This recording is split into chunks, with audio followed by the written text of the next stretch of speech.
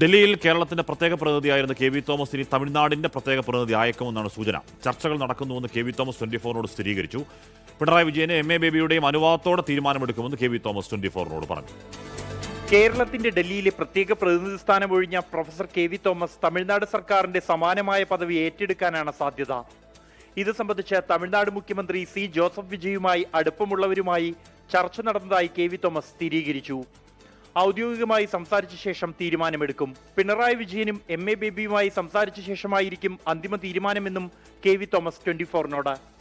എൻ്റെ ചില സുഹൃത്തുക്കൾ, ഇത് ഒഫീഷ്യലാണോ എന്ന് എനിക്കറിയത്തില്ല, എൻ്റെ അടുത്ത് വിജയ് അങ്ങനെ ആരും പറഞ്ഞിട്ടില്ല, വിജയായിട്ട് അങ്ങനെ നേരിട്ട് ബന്ധമില്ല.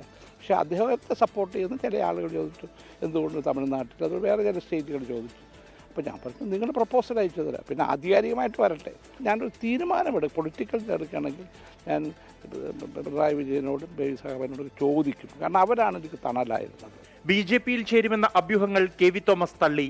BL സന്തോഷിനെ കാണുന്നത് അജണ്ട വെച്ചല്ല. കോൺഗ്രസ് ആശയങ്ങൾ വിട്ട് താൻ എങ്ങും പോകില്ലെന്നും ഇപ്പോഴും കോൺഗ്രസിന്റെ പ്രാഥമിക അംഗത്വത്തിൽ ഉണ്ടെന്നും കെ വി തോമസ് വ്യക്തമാക്കി. ബൽറാം നെടുങ്ങാടി, 24, ഡൽഹി.